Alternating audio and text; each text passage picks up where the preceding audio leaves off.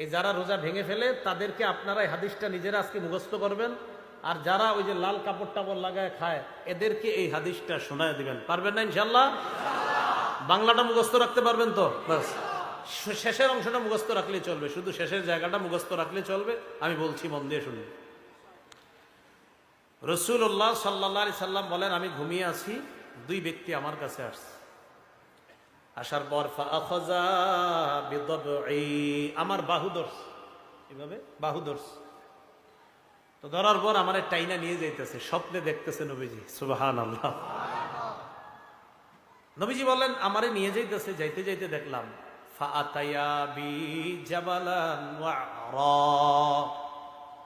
আমারে একটা পাহাড়ের কাছে নিয়ে গিয়েছে, আমারে একটা পাহাড়ের কাছে নিয়ে গিয়েছে।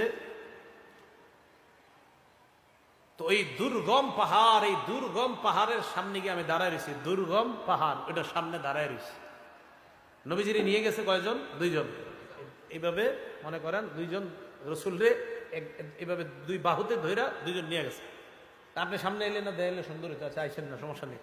মানে দুইজন দুই দিক দিয়ে ধরছে, আপনি ধরেন ওই পাশ দিয়ে হুজুর, এরকম এরকম ধরে নিয়ে গেছে। বুঝছেন সবাই? এরকম। তো আমাকে যখন ওই দুর্গম পাহাড়ের কাছে নিচে আমি দাঁড়ায় রইলাম, ফাকালা, দুইজন আমাকে বললেন, ইসআদ, এই পাহাড়ের উপর উঠেন।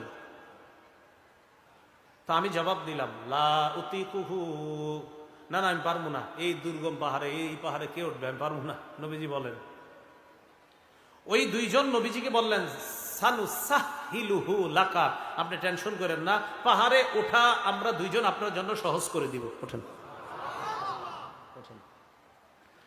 রাসূলুল্লাহ সাল্লাল্লাহু আলাইহি সাল্লাম বলেন, আমি ঘুমিয়েছিলাম, স্বপ্নে দুই ব্যক্তি আমার কাছে এসেছে, আমার দুই বাহু ধরে আমাকে টেনে নিয়ে গেছে, দুর্গম একটা পাহাড়ের কাছে আনছে।